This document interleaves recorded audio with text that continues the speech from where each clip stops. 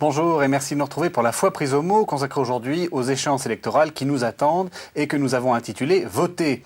Dans quelques jours, vous le savez probablement, nous devons aller voter. Alors pour qui? Pour quel programme? Sur quoi finalement allons-nous déterminer nos choix? Allons-nous voter pour un individu, un tel plutôt que tel autre, celui qui nous semble le moins antipathique, le plus sympathique, celui qui nous semble le plus compétent? Allons-nous plutôt éplucher le programme de chaque candidat en essayant d'y trouver des idées qui nous conviennent? Et si nous nous déterminions également en tant que chrétiens? De nouvelles questions peuvent alors surgir. Sur quel point de programme être attentif? Certains candidats peuvent-ils incarner mieux que d'autres certaines valeurs chrétiennes? Certains programmes sont-ils incompatibles avec nos valeurs? Il ne s'agit pas ici de donner des consignes de vote, bien au contraire, mais de réfléchir sur les valeurs politiques des chrétiens et de les inviter à faire pression sur la politique. Alors pour réfléchir avec nous à ces questions, j'ai invité un évêque, Monseigneur Dubost, l'évêque d'Évry, afin qu'il nous commente le récent message des évêques sur la politique, intitulé « Qu'as-tu fait de ton frère ?» Monseigneur Dubost, bonjour. Bonjour. Alors, les évêques viennent de faire paraître un message qu'on peut trouver aux éditions en commun, Bayard, Cerf, MAM, qu'on peut aussi trouver sur Internet. C'est quoi ce message? C'est des consignes de vote? Non, ce ne sont pas des consignes de vote. C'est au fond notre prise de responsabilité.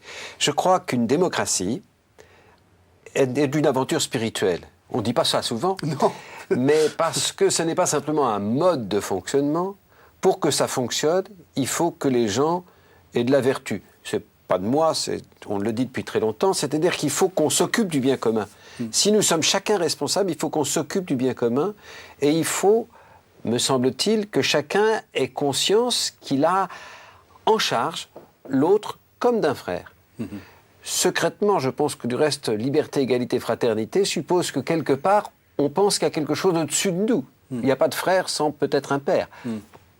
Alors, c'est quand même pas une habitude épiscopale de faire des messages à l'occasion des élections, si? Si, ça se fait très régulièrement, plus ou moins long, plus ou moins... Vous savez que le dernier grand message sur des questions politiques, ça a été réhabiliter la politique en 1999. On fait ça habituellement. Il est clair, et le pape le dit souvent, et on s'est cité 2 fois dans ce petit ouvrage, une fois dans la préface du cardinal Ricard et une fois dans le texte même, il est évident que l'Église ne peut ni ne doit prendre en main la bataille politique pour édifier une société plus juste possible. Elle ne peut ni ne doit se mettre à la place de l'État. Mais elle ne peut ni ne doit non plus rester à l'écart dans la lutte pour la justice. La société juste ne peut être l'œuvre de l'Église, mais elle doit être réalisée par la politique. Toutefois, l'engagement pour la justice, travaillant à l'ouverture de l'intelligence et de la volonté aux exigences du bien, intéresse profondément l'Église. Et j'allais dire, en plus, ce qui intéresse l'Église, c'est que chacun fasse de cette liturgie du vote, parce que c'est une quasi-liturgie, une manifestation de son appartenance à une société civile et donne à ce vote un sens spirituel et pas simplement un sens tripal ou un sens... Bon. Mais quand même, il y a un malaise entre les chrétiens et la politique. Il y a eu 2 traumatismes au XXe siècle, enfin au XIXe siècle, il y avait déjà Lamennais, mais au XXe siècle, il y a eu 2 traumatismes, la condamnation du Sillon, la condamnation de l'Action française dans les années 20-30. On a quand même l'impression que l'Église n'aime pas trop intervenir en politique. Ah, c'est pas ça dont il s'agit. Le premier cas, il est très discutable rétrospectivement, mais Marc Sangnier et le Sillon étaient des gens, ils ont été condamnés au moment où il y avait cette vague moderniste qu'on a appelée moderniste et où Marc Sangnier semblait vouloir se détacher de la hiérarchie et faire son catholicisme à lui, un catholicisme démocratique. Il est clair qu'il a probablement parlé un peu trop tôt et qu'il a été probablement un peu léger sur certains points. Mais Marc Sangnier, c'est certainement un grand homme, et on sait peu que Marc Sangnier était un Essonien, et qu'il a rassemblé un certain nombre de gens entre les 2 guerres qui ont fait l'après-guerre de 1945, c'est-à-dire que des gens comme l'abbé Stock, comme Joseph Folliet, comme tous ceux qui avaient pris au sérieux le plus jamais ça des prisonniers, eh bien, on reconstruit à partir de cela. Et là, il a toujours été, lui, alors qu'on le soupçonnait de ne pas être fidèle à l'Église, d'une fidélité exemplaire à l'Église. Charles Maurras, c'est tout à fait différent. Charles Maurras, c'est un homme qui pensait qui n'était pas chrétien, au moins la plus grande partie de sa vie, et qui pensait que l'Église catholique faisait partie de l'identité française, mais son problème, c'était l'identité française. Et il rejetait la République, et il rejetait tout ce qui venait de l'étranger, et il pensait que ce qu'on appelait la République, ce qu'il appelait la République, avait introduit les religions étrangères pour lutter contre le catholicisme, mais pour lutter en fait contre l'identité française. Il mettait la nation au-dessus de la religion, et ça, c'était insupportable. Mais est-ce que pour autant, on peut favoriser l'émergence d'un parti chrétien? Enfin, on a quand même ces problèmes-là. Je veux dire que ce n'est pas dans la tradition française. Il y a eu des démo-chrétiens en France, il y en a eu en Italie, il y en a eu en Allemagne. J'allais dire que ce qui est important, c'est que l'État soit l'État et que l'Église soit l'Église. Que l'Église intervienne dans la réflexion, qu'elle appelle chacun à aller jusqu'aux racines du meilleur de lui-même pour intervenir dans la question politique, c'est très important. Un État doit être laïque et il ne peut pas faire appel à ses valeurs tout à fait fondamentales. Alors, et il ne peut pas fonder, vous savez, les droits de l'homme qui sont probablement à peu près ce qui fonde la République en France, eux-mêmes, dans leur première formulation, recourent à l'être divin, à l'être suprême, pardon, excusez-moi, l'être suprême. Déclaration de Ça veut dire, 89, mais au fond, la laïcité empêche ce recours. Et donc, c'est aux églises de dire, attention, ce qui est en jeu, c'est fondamental. Alors, ce qu'on va faire simplement, c'est qu'on va prendre le plan du message, qu'on va essayer de commenter petit à petit. Alors, ce qui est très frappant, c'est que vous ouvrez ce message par une constatation que tout le monde fait, c'est qu'il y a un profond malaise politique en France actuellement, où disons que pas les chrétiens, non, les Français, de manière globale, entretiennent avec leurs hommes politiques, avec la politique en général, un rapport qui n'est pas très sain. Oui, c'est-à-dire qu'il y a un changement considérable de la société. Je veux dire que nous avons été des enthousiastes de certaines idéologies. Il faut se souvenir que, moi, quand j'étais enfant, il y avait 30% de gens qui pensaient communistes. Oui, bien sûr. Nous avons été enthousiastes d'une certaine idée de la France. Et puis, maintenant, il y a un reflux et un repli sur soi. On pourrait faire une première analyse de ce genre-là. Il y en a une deuxième qui me semble très importante, c'est que, en fait, nous sommes des gens de l'État. La France, elle a été faite par un État. Ce n'est pas le cas de l'Italie, ce n'est pas le cas de l'Allemagne, ce n'est d'une manière pas tout à fait le même cas en Angleterre. Nous, en France, l'État a fait le pays. Or, l'État change de fonction. Et nous ne pouvons plus avoir la même idéologie de l'État. On pourrait revenir là-dessus longuement. Et il me semble que les médias, il me semble que le net fait qu'on est de plus en plus dans cet État tourné vers soi-même. C'est pas forcément un mal, mais on sent bien que la politique doit changer et on voit bien que dans cette campagne électorale, jusqu'à présent, il n'y a pas tellement de thèmes qui soient apparus centrales, qu'on passe de l'un à l'autre, parce qu'aujourd'hui, c'est comme ça que nous raisonnons. Et alors, on avait le souvenir d'hommes politiques qui étaient capables d'embrasser tout. C'est probablement plus possible. Et donc, il est très important que on s'adapte et qu'on réfléchisse à ce que c'est qu'un homme politique aujourd'hui. Moi, je suis tout à fait frappé de voir que la plupart des Français veulent le bien commun, j'en suis certain, mais en fait, la plupart des hommes politiques, ce qu'ils entendent, et ce qu'on a entendu dans cette campagne électorale, c'est des revendications particulières. Oui, c'était très frappant dans ces émissions de la 2, où en fait, de France 2, ou TF1, je ne sais plus, où on voyait 100 Français qui interrogeaient un homme politique, et c'était qu'est-ce qu'on fait pour les handicapés, qu'est-ce qu'on fait, enfin, on est dans du particularisme. Et donc, c'est tout à fait curieux. Et j'allais dire que ce que l'Église dit à chacun, c'est dire prends tes responsabilités et sens-toi responsable, non pas simplement de tes propres intérêts, c'est normal de lutter pour ses intérêts, mais sens-toi aussi responsable des intérêts de l'autre. Sors un peu de toi-même. C'est pour ça que je dis que la démocratie, c'est toujours une aventure spirituelle. Et si ça n'est plus une aventure spirituelle, alors à ce moment-là, il n'y a plus rien qui nous réunit, sauf la force. Je veux dire qu'il n'y aura pas de démocratie si chacun ne prend pas soin de son frère. Et il me semble que l'appel des évêques dans ce premier chapitre, c'est de dire attention, la démocratie et le vote nécessitent que toi, tu prennes en soin de ton frère. Et il faut reconnaître que les catholiques dans ce pays, en tout cas dans mon département, je peux en témoigner, ont beaucoup le souci des frères. Ils sont très présents dans les associations. Mais je dis dans les associations, C'est-à-dire que ce n'est plus tout à fait la même manière de participer qu'il y a 50 ans.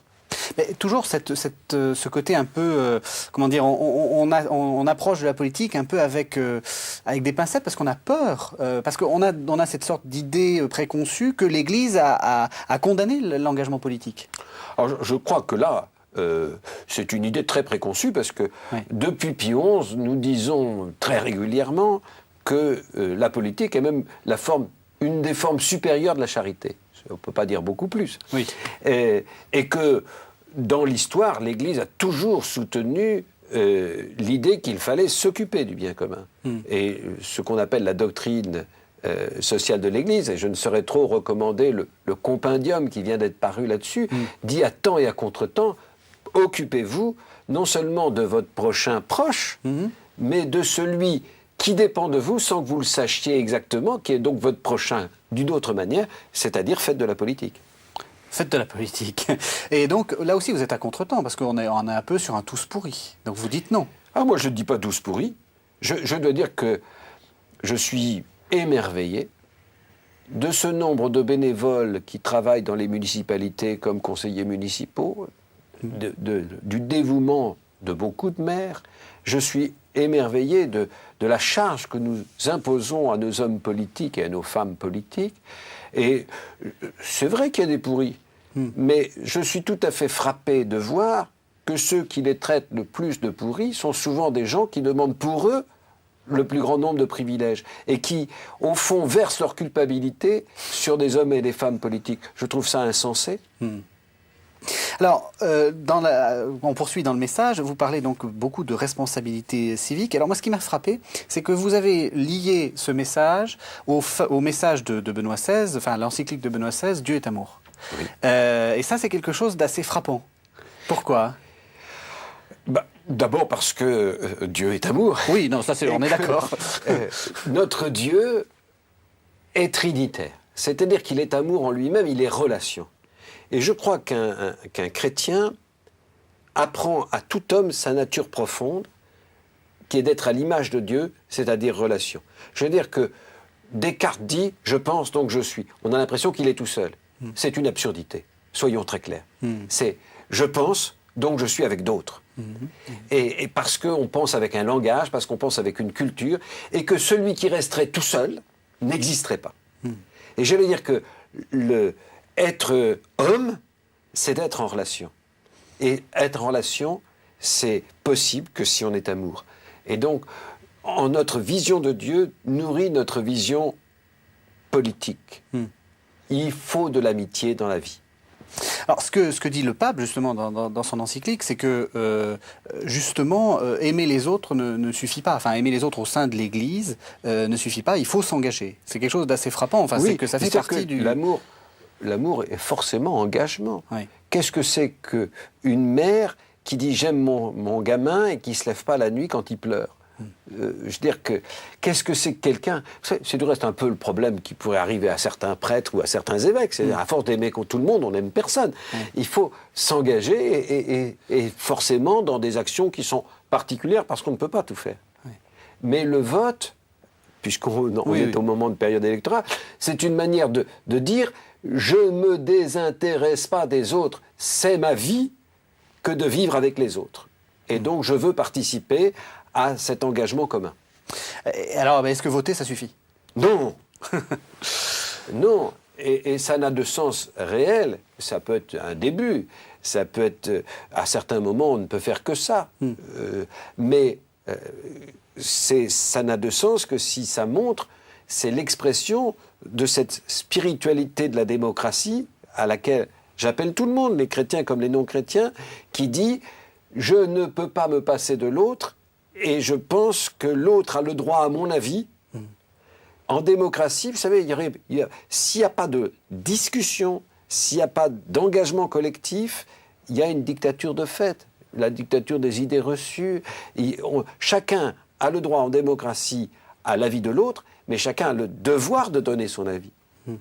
Parce que sans ça, il n'y a pas de démocratie. Elle crève de cette pensée commune, elle crève de ce que tel ou tel leader pense et puis que plus personne ne dit rien. Je veux dire qu'on a besoin de parler. Et s'engager, c'est donc déjà parler, c'est déjà voter, déjà parler, et déjà faire quelque chose. Il y a de la démocratie quand je vois des gens qui vont aider des jeunes à faire du foot le samedi soir parce qu'ils pensent qu'il faut éduquer les jeunes et qu'eux, ils savent faire le foot. Il y a de la démocratie quand il y a des gens qui font des répétitions au Tarteret ou je ne sais quoi pour que les gens puissent apprendre. Il y a de la démocratie quand on s'occupe du logement des sans-logis. Voilà, Alors aujourd'hui, c'est peut-être une des difficultés du politique, c'est qu'il y a beaucoup plus de manières de s'engager qu'il y en avait il y a 100 ans. Et du coup, on s'engage dans beaucoup de choses, et c'est bien, mais il faut aussi qu'il y ait des gens qui s'occupent du bien général, et ça, c'est les politiques. Alors, vous parlez du frère, vous parlez pas beaucoup dans ce message de la nation. Vous savez, amour sacré de la patrie, c'est la Marseillaise. La patrie, c'est une idée dépassée ? Non. La patrie, c'est ce qu'on a reçu en héritage des pères, étymologiquement. Et de fait, il est clair qu'aujourd'hui, nous avons reçu beaucoup de choses en héritage, notre langue en particulier, et il est normal, ça crée une fraternité immédiate. Du reste, en gros, quand même, quand on regarde la redistribution de l'argent en France, la solidarité qui se passe en France, c'est à travers ceux qui sont dans le pays. Et ça, c'est très important. On reçoit ça. Et on a un devoir de transmettre, on a un devoir. Moi, je suis très très choqué par la dette de notre pays, parce qu'on transmet un héritage qui est obéré par cette dette. Mais il est clair que aujourd'hui, nous avons un héritage, mais nous avons tellement de choses à faire fructifier qu'on s'occupe aussi de l'avenir. Et ça, c'est très bien. Et la patrie, il ne faudrait pas que ce soit une manière simplement de regarder dans le rétroviseur. Il faut regarder en avant, et en particulier, me semble-t-il, pour aimer la patrie aujourd'hui, c'est de travailler beaucoup à la formation, au développement de l'intelligence. Je pense que, vous savez, tout ce qui est rare est cher et tout ce qui est fréquent est moins cher. Eh bien, aujourd'hui, la matière grise dans le monde est beaucoup plus fréquente, beaucoup plus employée, beaucoup plus développée qu'elle ne l'était quand j'étais gamin, quand j'étais adolescent, quand j'étais étudiant, il y avait 110 000 étudiants en France. Quand j'étais curé dans le 5e arrondissement, il y en avait 150 000 dans le seul 5e arrondissement. Et il y avait très peu de gens en Chine ou en Inde qui étaient cultivés. Aujourd'hui, il y en a des millions. Ça coûte beaucoup moins cher, donc il faut travailler. Si on veut aimer son pays aujourd'hui, il faut travailler à la formation. Plus que travailler sur des symboles, travailler sur de la citoyenneté, mettre un drapeau dans chaque famille. Écoutez, je pense qu'il est très important de faire attention aux symboles. Vous savez, dans une famille où, sous prétexte qu'on s'aime, on se dit qu'on n'a pas besoin de manger ensemble ou pas besoin de s'embrasser, je me méfierais beaucoup. Nous avons besoin de faire la fête ensemble. Nous avons besoin... Un 14 juillet de temps en temps. Le 14 juillet, oui, c'est très important. Nous avons besoin d'avoir quelques symboles. Et alors, on peut s'attacher à tel ou tel. Et ça, je ne trouve pas ça du tout démodé. C'est une manière de reconnaître la fraternité de l'autre. D'ailleurs, on voit bien que quand nos footballeurs sont bons, on dit on a gagné. Oui, et c'est les drapeaux français qui sortent. Voilà. Alors ensuite, vous parlez du devoir des politiques en deux temps. Premier temps, rechercher le bien commun, et ensuite préserver l'unité nationale. Alors, voilà, on va aller dans les deux temps. Un politique, ça doit rechercher le bien commun. Alors, qu'est-ce que le bien commun ? Ben, vous savez d'abord que, c'est un vocabulaire plutôt chrétien. Oui. Les politiques aimeraient mieux parler de l'intérêt général. Mais voyez le mot intérêt... national. Oui, national ou général. Oui. Mais le mot intérêt et le mot bien, c'est pas tout à fait la même chose. Il y a une petite nuance. Et moi, je crois qu'en fait, les politiques sont obligés, pour être réélus, de faire attention à des biens particuliers, à des intérêts particuliers. On voit bien que tel ou tel candidat cherche les votes du mode populaire, d'autres de la classe moyenne, d'autres des fonctionnaires, les quatrièmes des chasseurs, le cinquième, etc.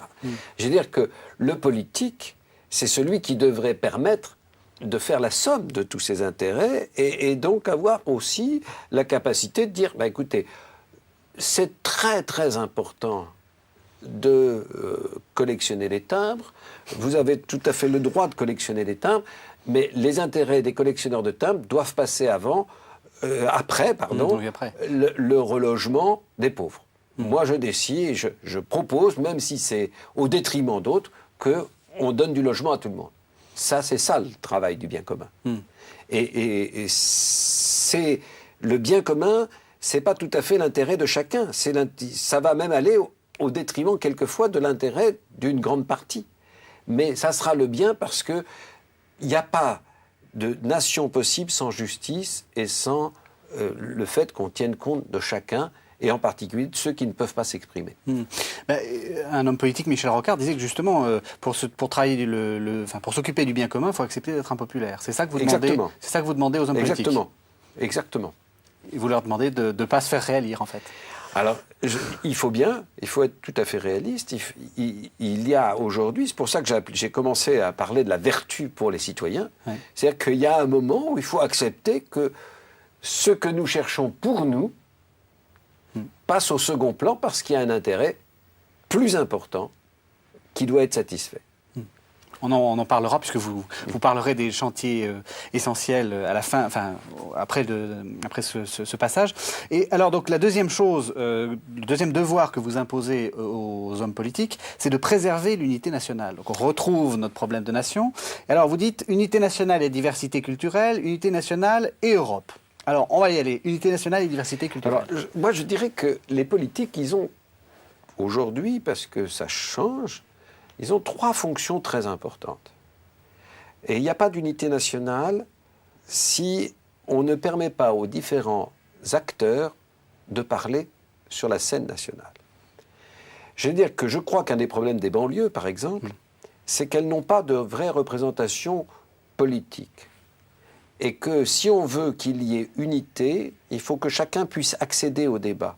Peut-être pas toujours sous la même forme, on n'est pas obligé d'avoir que des députés pour parler. Et on voit bien qu'il y a le Conseil économique et social, il y a le Sénat, il y a des syndicats, mais il est extrêmement important pour l'unité nationale de permettre à chacun de s'exprimer. Et je pense qu'à l'heure actuelle, un des problèmes majeurs, c'est que à l'éducation nationale, comme dans l'idéologie, nous avons l'idée d'un citoyen qui est rempli de raison et de sagesse et qui décide au nom de la sagesse, j'allais dire tout seul. Et chacun des candidats se présente un peu comme s'il avait la sagesse tout seul. Et certains plus que d'autres. Dans l'éducation nationale, on a l'idée abstraite d'un élève qu'il faut remplir de cette sagesse, de cette raison universelle. Et on ne fait pas attention aux différences, etc. C'est la grandeur de notre éducation nationale et de notre conception de la citoyenneté. Je crois qu'aujourd'hui, ceci est dangereux. C'est-à-dire qu'il faut garder quelque chose de cette tradition, mais il faut permettre aux gens d'exprimer aussi leurs différences et qu'elles contribuent au bien commun. Je crois qu'une des urgences aujourd'hui, c'est de permettre, non pas par le vote et non pas de manière, mais aux différents groupes religieux qui peuvent refonder, redonner du tonus à la République parce qu'ils donnent des fondements qu'ils appellent à la morale profonde de chacun, à la conscience profonde de chacun. Je crois qu'il faut leur permettre de parler. Et je ne dis pas qu'il faut leur permettre de voter, c'est autre chose. Oui. Mais il n'y a pas d'unité nationale si on ne fait pas attention, si on croit à une raison universelle abstraite. Ça n'est pas vrai. Ça ne fonctionne pas comme ça. Il faut que chacun puisse parler en fonction de ses origines et sans l'informer dans un communautarisme. Parce que c'est ça la question. Vous ne craignez pas le communautarisme? Non, je ne le crains pas parce que je vois bien que quand je discute avec des musulmans qui sont autour de chez moi, ou plutôt des maghrébins, parce qu'ils ne sont pas tous musulmans, contrairement à ce qu'on dit, eh bien, ils sont à la fois fiers de leur origine et fiers d'être français. Et je crois qu'il faut garder ces deux choses-là. Il ne faut pas du tout opposer. Le communautarisme, je le connais moi surtout dans les golfs, autour des endroits les plus riches où les gens s'enferment et se restent entre eux. Là, oui, il y a du communautarisme. Le reste, je ne le connais pas. Je ne sais pas où c'est. Oui. Et alors, par contre, ça, c'est la première fonction. Organiser le débat. Et il y a beaucoup de travail à faire là-dessus. La deuxième, c'est répartir. L'État, aujourd'hui, n'a plus les mêmes fonctions. Vous savez, beaucoup de fonctions, par exemple, de surveillance sont données à des hautes autorités, à tout ce qu'on veut. L'État, par contre, a comme fonction de répartir. C'est lui qui lève l'impôt et qui répartit. Oui. Et il faut qu'il répartisse de manière le plus juste possible. C'est-à-dire qu'il est très important qu'il ne pénalise pas trop les riches pour qu'ils ne fichent pas le camp, parce que c'est ce qui se passe. Et il faut quand même que, massivement, il aide les plus pauvres à avoir leur chance dans la société. Le rôle de l'État, c'est de répartir afin que les catastrophes qui peuvent toucher la vie personnelle ne deviennent pas des catastrophes irrémédiables. Oui, vitales. On en meurt. Oui. On en meurt. Il faut donc... Et la répartition... Or, je crois qu'aujourd'hui, il y a une vraie réflexion sur la répartition à faire pour qu'il y ait unité nationale. Quand il n'y a pas de justice, quand les gens se sentent exclus, ça n'est pas possible. Et on n'aura pas d'unité nationale. Donc c'est très très important de réfléchir à cette répartition. Nous avons la chance d'avoir un système de sécurité sociale qui fonctionne, mais il y a on ne peut pas vivre au-dessus de nos moyens, donc il faut accepter qu'il y ait aussi des limites. Il y a des avantages qui ont été acquis à des moments où ils étaient absolument nécessaires. Est-ce qu'ils sont encore nécessaires aujourd'hui? Il y a là vraiment un vrai travail de fond et qui n'est pas si facile. La troisième fonction de l'État, c'est bien sûr de protéger. Et je veux dire que ça, je crois que je vois se développer dans ce pays des milices plus ou moins personnelles. Je crois que c'est vraiment la fonction de l'État d'assurer à tous la sécurité au maximum. Alors, il ne faut pas qu'on rêve d'un monde où il n'y a pas de sécurité. Quand j'étais gamin, il y avait des rideaux de fer partout. On a pensé qu'en mettant des vitrines, ça serait plus sympathique, ce qui est vrai, mais c'est plus dangereux. C'est vrai aussi. Il ne faut pas laisser son portefeuille sur la table en disant c'est à l'État de protéger mon portefeuille.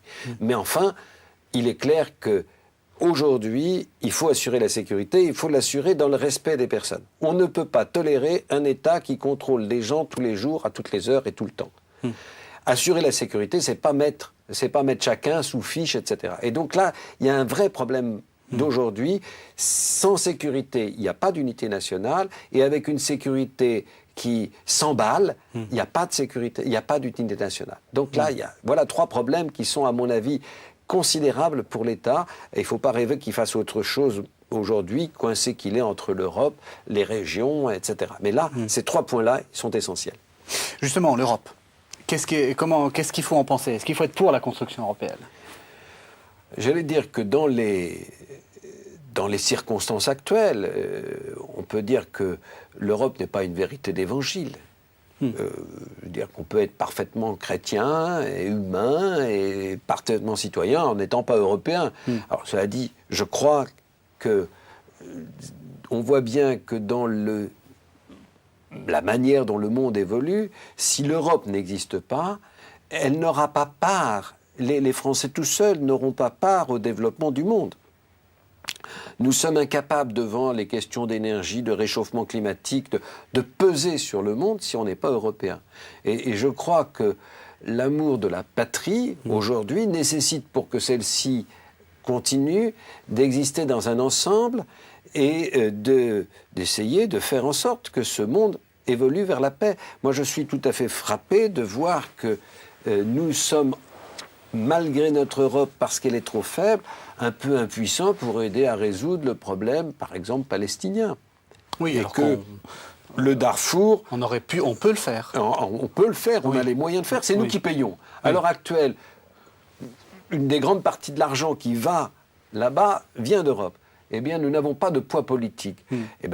Et j'allais dire qu'aujourd'hui, qu'on le veuille ou qu'on ne le veuille pas, devant la Chine, devant l'Inde, devant le Brésil demain probablement, devant les États-Unis, il est clair que si l'Europe n'existe pas, nous n'aurons plus voix au chapitre.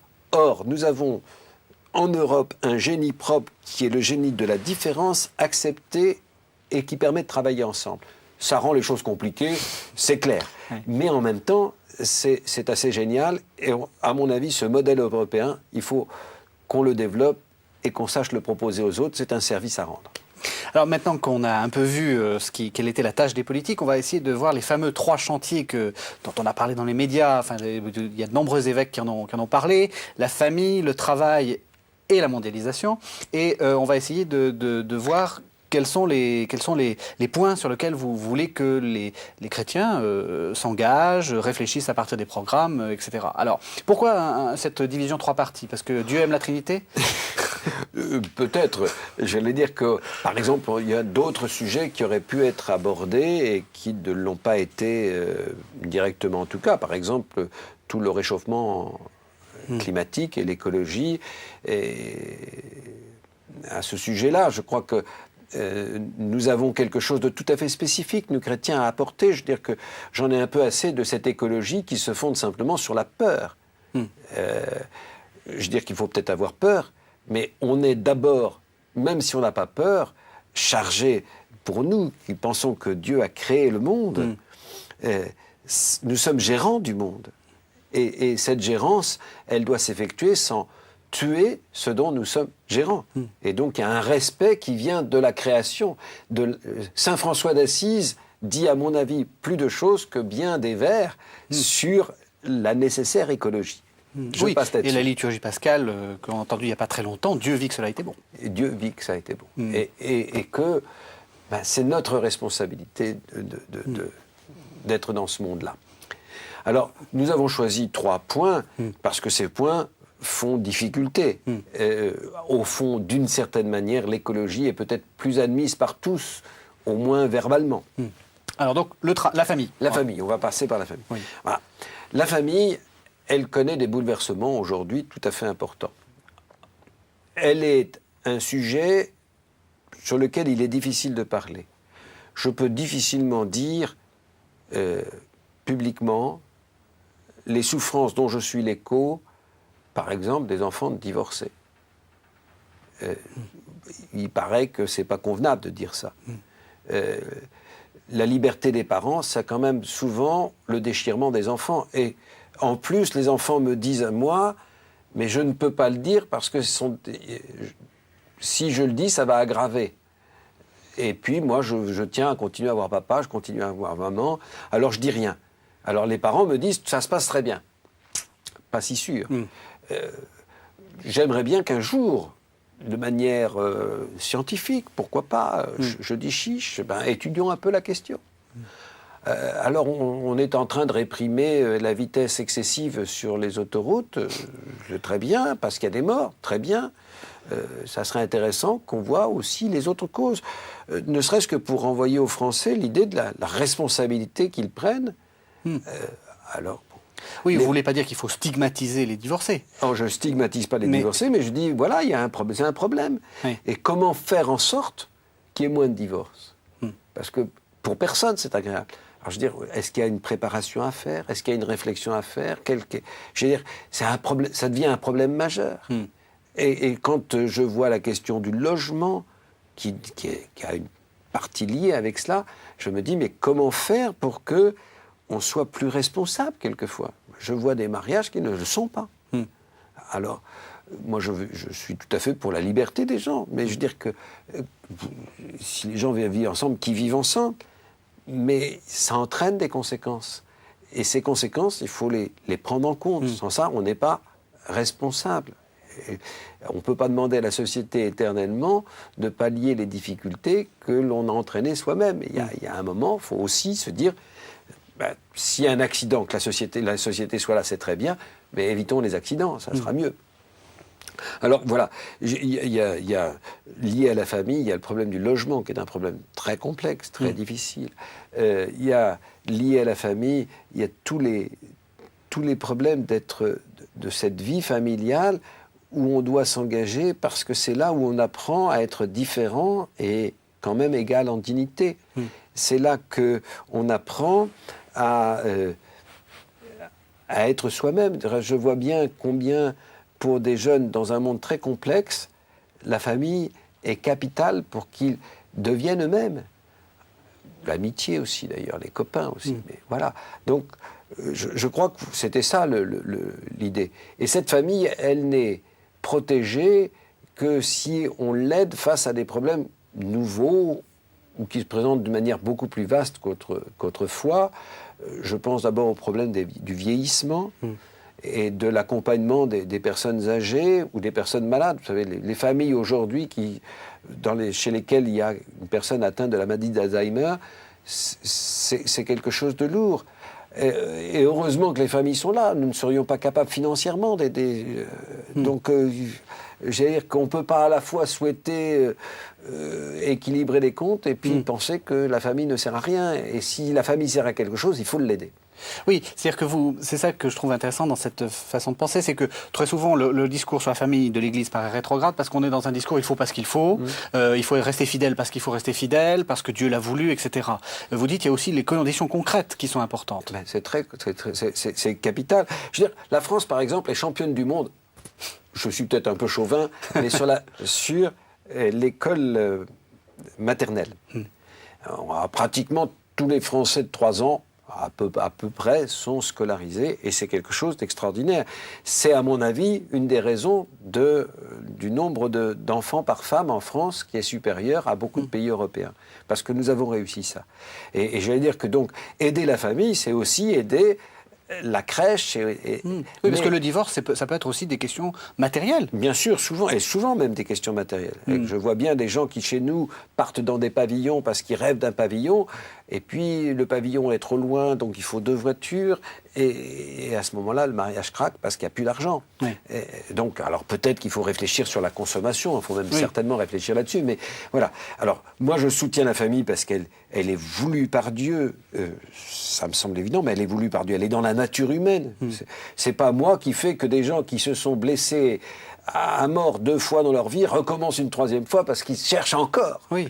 Mais je veux dire, comment la société peut aider, au lieu de simplement pallier après, aider à ce que ça vive. Alors je disais, la fin de vie est très importante et il faut aider et voir comment on peut faire cela. C'est très compliqué. Peut-être qu'il faut avoir des appartements plus grands aussi, tout ceci. Et puis il y a le tout début de vie et contrairement à beaucoup de gens, je suis de ceux qui pensent que l'avortement pose encore problème dans la société. C'est-à-dire que quoi qu'on puisse penser,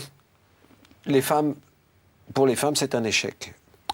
Et que très souvent, cette souffrance-là, elles ne peuvent pas le dire. Et que très souvent, elles sont marquées par une mort dans leur vie. Et que ça les blesse à vie. Et que ça ne favorise pas leur vie après. Alors, il ne s'agit pas de jeter la pierre. Il s'agit d'aider les gens à sortir de cela. Peut-être d'aider l'adoption, je ne sais, il faut y réfléchir, mais je crois que le problème ne peut pas être considéré comme clos. C'est trop facile de dire que c'est un droit. Moi, je connais que beaucoup de femmes à qui, au fond, des médecins et surtout leurs hommes ont imposé l'avortement et qui, au fond, ne le voulaient pas. Il faut le dire aussi. Alors, après la famille, le travail. Le travail, il est clair que l'Église dit, et c'est à longueur de tout ce qu'on appelle la doctrine sociale, que le travail fait partie de ce qui construit la dignité humaine. Il est évident que le travail n'a plus tout à fait la même importance dans la société qu'il avait hier. C'est-à-dire que, parce qu'il y a des associations, parce qu'il y a du loisir, parce qu'on commence plus tard, parce qu'on finit plus tôt, ou en tout cas on a plus de retraite, on a beaucoup plus de temps sans le travail qu'hier. Je veux dire que ce que pensait ma grand-mère du loisir est complètement démodé, c'est évident. Et donc il ne faut pas non plus déifier le travail.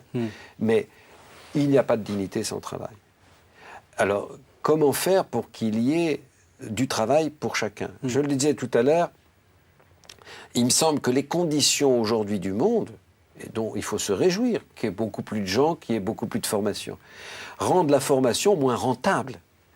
Et donc, on n'y peut rien, c'est comme ça. Et donc, il faut encore plus de formation pour arriver à avoir pas forcément plus de bénéfices.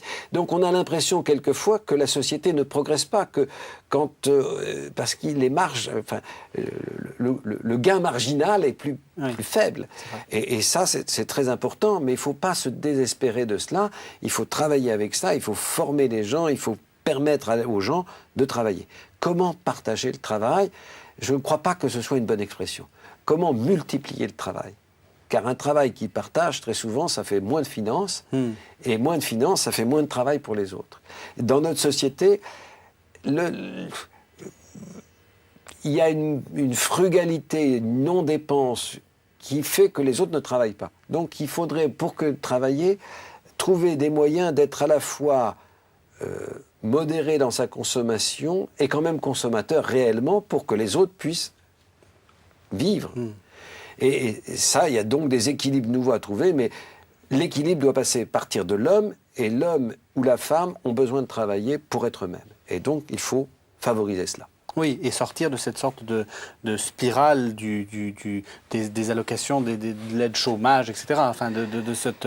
Il faut sortir, je veux dire que ce qui donne de la dignité, c'est pas le fric. Oui.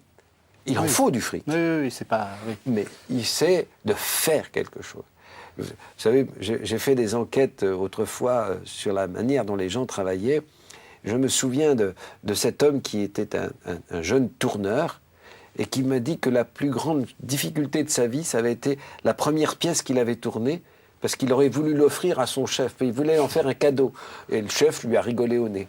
Mais je comprenais ce qu'il disait. Je crois que c'est vrai de la plupart d'entre nous. Le travail représente quelque chose de nous-mêmes qu'on a envie de donner. Et on n'est soi-même que quand on donne. Et alors, bien sûr qu'on a besoin d'argent, on a besoin de toutes choses, mais je crois qu'il y a besoin de cela. Et la dignité de l'homme se découvre dans le travail. Alors, il nous reste une dizaine de minutes, donc ça fait 1/5 de l'émission, ce qui est important pour le dernier chantier, parce qu'il me semble que c'est aussi celui qui est fondamental, c'est mondialisation et immigration, ce que vous avez dit. Est-ce qu'il faut... parce que ce problème de l'étranger dans la société est omniprésent. Enfin, on est tout le temps dans ces rapports. Qui est étranger? Faut-il accueillir des étrangers, etc. Alors, qu'est-ce qu'il faut penser? On va commencer par l'immigration. Est-ce qu'il faut avoir une politique de l'immigration en France? Alors, si vous me permettez, je mets un contexte. Je vais répondre à votre question, mais je mets un contexte. Le contexte, c'est que le monde s'est mondialisé et que, en très grande partie, ceci est irréversible. J'allais dire que Staline pouvait penser mettre des radios avec des fils, donc pas des radios avec fils, pas des TSF, pour contrôler. Ça n'est nulle part possible. Aujourd'hui, on ne contrôle plus l'information. Aujourd'hui, un certain nombre d'événements climatiques sont généraux. Le nuage de Tchernobyl ne s'est pas arrêté aux frontières. Aujourd'hui, on pourrait multiplier la communication et un certain nombre d'événements qui se passent quelque part ont forcément des répercussions ailleurs. Et donc, nous sommes dans une mondialisation. Notre économie est mondialisée. Le quart de ce que nous produisons est pour l'étranger. Et donc, il faut aussi, quand on parle de délocalisation, etc., il faut bien penser que nous vendons des services, on vend un grand nombre de choses, et que, voilà, on est rentré dans cette ère-là. Oui, et donc on n'a pas le choix. Alors, on n'a pas le choix. Donc, il faut humaniser la mondialisation.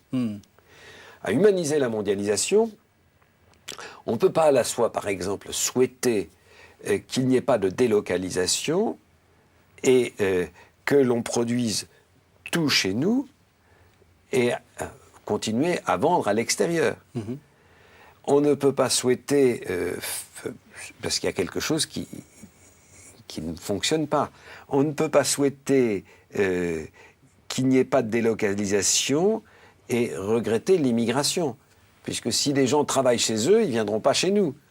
Donc il faut réfléchir à des équilibres, et probablement qu'une des premières questions à se poser, c'est la question du temps nécessaire. Je prends un exemple.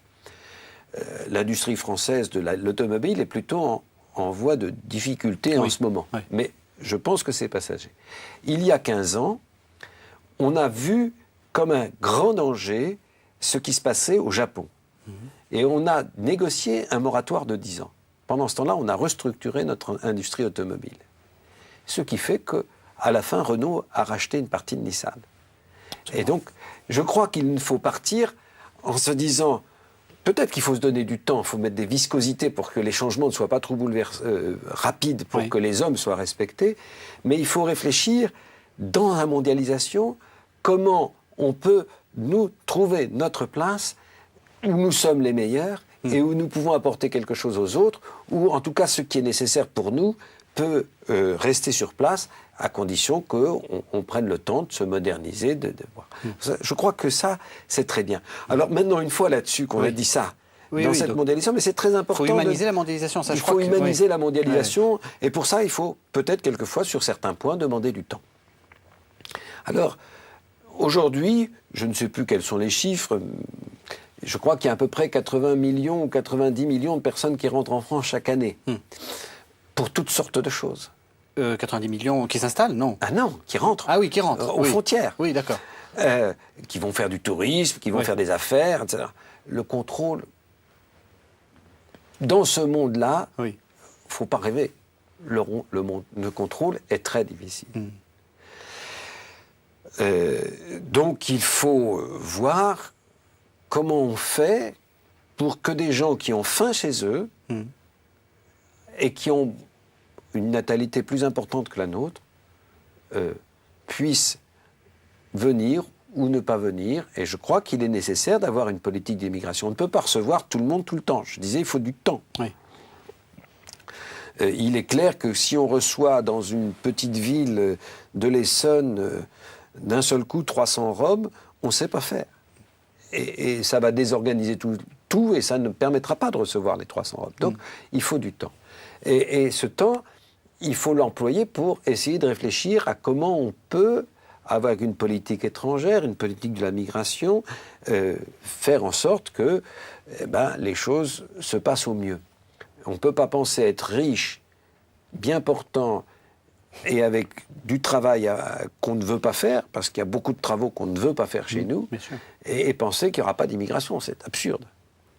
Par contre, on ne peut pas accepter tout le monde, tout le temps, en même temps, et il faut prendre notre part pour soulager la misère du monde à l'extérieur, et puis, quand les gens sont là, il faut voir ce qu'on fait avec. On ne peut pas laisser des gamins dans la rue sous prétexte qu'ils n'auraient pas eu le droit de rentrer. Ça n'est pas pensable. Ça n'est pas possible. Du reste, la plupart des gens qui sont très opposés à l'immigration, s'ils voient un gamin de 5 mois, comme j'ai vu, il n'y a pas l'année dernière, mais il y a d'avant, alors qu'il gelait dehors, ce sont les premiers à dire c'est impossible. Bien sûr. Et donc, il faut voir comment on peut avoir une politique de l'immigration à la fois réelle et humaine. C'est presque impossible. Il faut savoir que c'est presque impossible. Mais il faut avoir des militants, des gens qui prennent en charge, qui font et qui, sans cesse, reculent les limites du possible pour que ça soit bien. Dans l'Église, il n'y a pas d'étrangers. Le baptême, c'est la citoyenneté.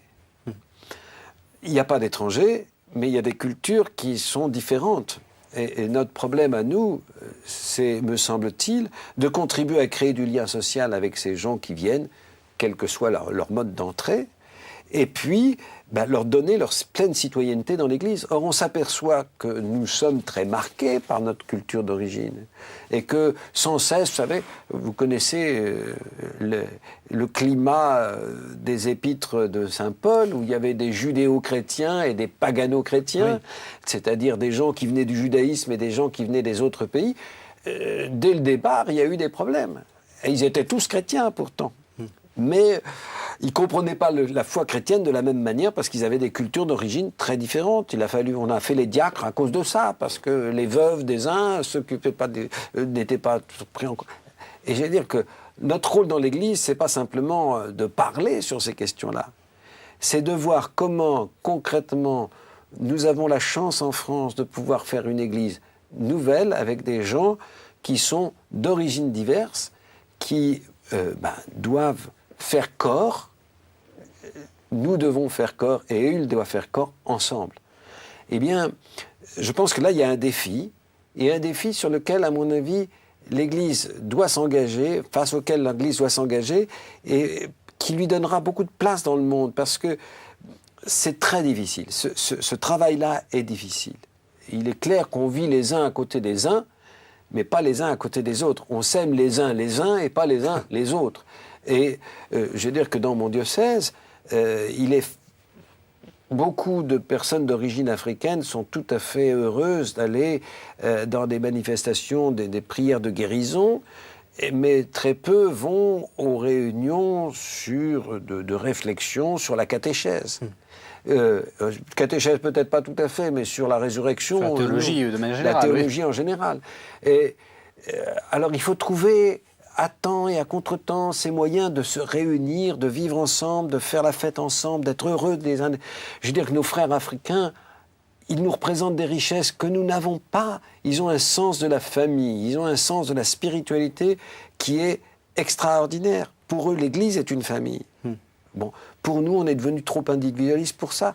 Ils ont quelque chose à nous apprendre. Les Asiatiques, du reste, dire les Africains, c'est presque raciste, parce qu'il y a toutes sortes d'Africains qui sont très différents les uns des autres. Les Asiatiques, les Tamouls, on a une chance d'avoir une communauté tamoule qui a aussi un sens très, très, très, très important du corps. Et je veux dire, voilà comment nous allons bénéficier de ça. Nous sommes en train, dans les banlieues, d'inventer une nouvelle culture, et l'Église doit être un des lieux de cette invention, dans la fierté de notre langue, dans la fierté de nos racines. Mais il faut aussi que nos frères puissent être fiers de ce qu'ils apportent. De l'importance de ce message, qu'as-tu fait de ton frère? La réponse de « suis-je le gardien de mon frère ?» c'est la réponse du meurtrier, c'est la réponse de Caïn. Voilà. Merci Monseigneur Dubos, j'espère que ça fera réfléchir les gens et que ça les fera voter. Merci beaucoup. En tout cas, je souhaite qu'ils votent. Merci beaucoup Monseigneur Dubos.